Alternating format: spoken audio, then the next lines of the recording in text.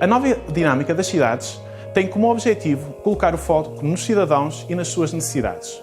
Para isso, há necessidade de otimizar a sua relação quer com o mundo real, quer com o mundo digital. Daí a massificação dos conceitos Internet das Coisas e Indústria 4.0.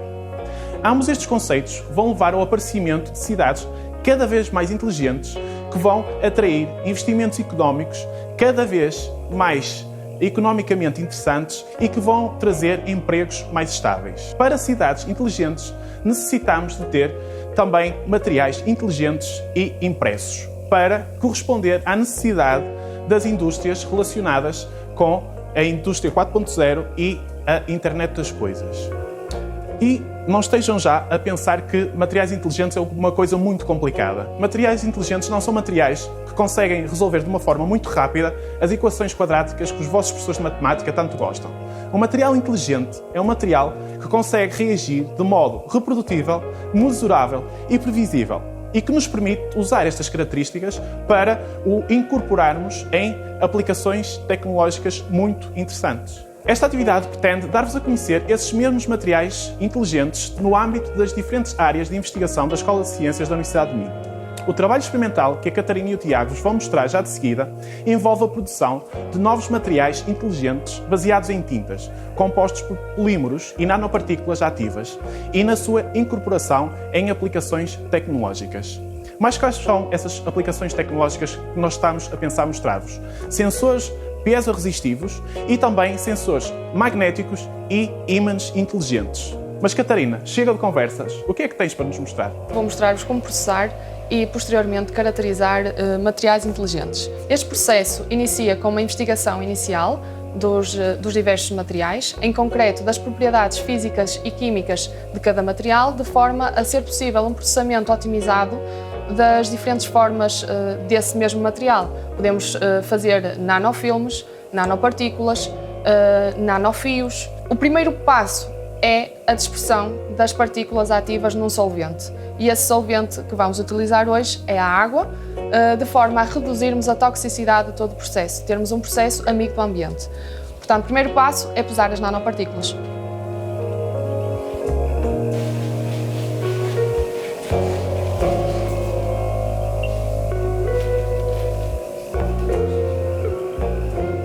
Para o caso dos materiais magnéticos, utilizamos nanopartículas magnéticas, em específico ferritas de cobalto. Relativamente a sensores de deformação, utilizamos nanopartículas condutoras. Hoje vamos utilizar o grafeno.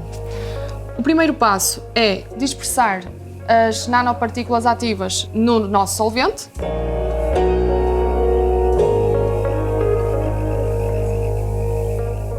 E é muito importante que as nanopartículas fiquem bem dispersas, de forma a não haver nenhum tipo de aglomerados, para que possamos tirar o máximo de proveito das suas excelentes propriedades físico-químicas. Este tipo de materiais normalmente demora cerca de 2 horas para ficarem bem dispersos.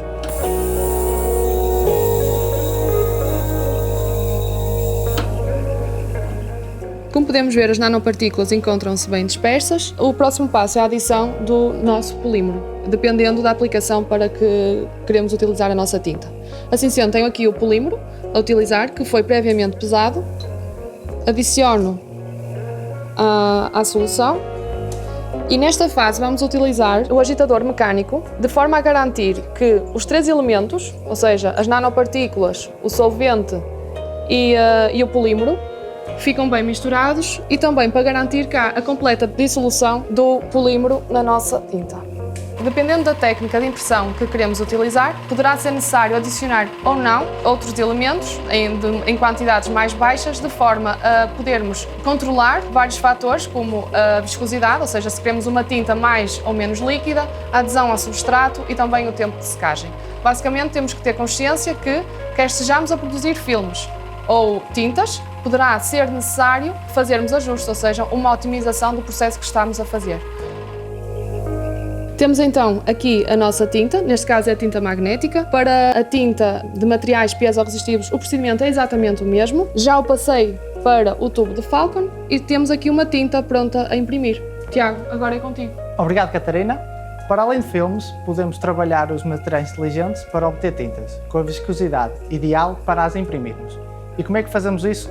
até é simples. Colocamos a tinta na tela, o desenho previamente selecionado. O padrão está diretamente relacionado com a aplicação do material inteligente. Existem diversos tipos de impressão, desde jato de tinta, cor UV, ponto de fusão, entre outras. Neste caso, a tecnologia utilizada é baseada em solução chamada screen printing, sendo a água como solvente e baixando assim o custo de produção.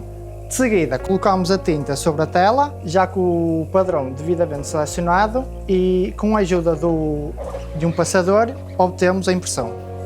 Desta forma, o resultado da impressão é este. Variando o padrão, é possível obter diferentes tipos de desenho, pois a tela só deixa passar a tinta perante o desenho previamente selecionado sobre um substrato que normalmente é transparente.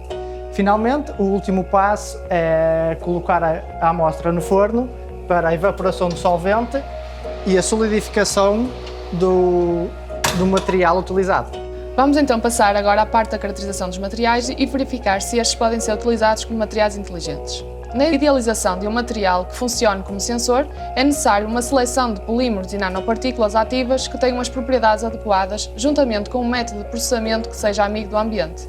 Ou seja, utilizar solventes que não sejam perigosos e o menos tóxico possível, que possam ser impressos posteriormente. Com isto, aliado ao facto de fazermos diferente ou melhor, garantimos a inovação. Começamos por verificar como ficam dispersas as nanopartículas ativas no polímero. Estarem bem dispersas é benéfico para o material inteligente, uma vez que assim as suas propriedades são fiáveis e reprodutíveis. Por microscopia eletrónica de varrimento, conseguimos avaliar a dispersão e a homogeneidade do compósito. Se o material inteligente tiver as nanopartículas bem dispersas, como vemos na imagem, passamos à próxima caracterização: medidas mecânicas. Mecanicamente, a utilização de polímeros oferece-nos enormes vantagens. Comparando com outros materiais, teremos maior flexibilidade e conformação dos materiais inteligentes. Como estes são utilizáveis em toda a sua zona elástica, podemos reverter o material sem deformação permanente deste. Quanto maior for essa zona, maior é o número de aplicações que podem ter. Relativamente aos materiais piezoresistivos, ou seja, que variam a sua resistência elétrica quando submetidos a uma deformação, as propriedades elétricas são fundamentais. Para obter sensores, teremos de garantir uma condutividade elétrica apropriada. Nesta imagem, podemos ver a transição do material de isolador para condutor elétrico. É um marco importante no uso dos materiais como sensores de formação,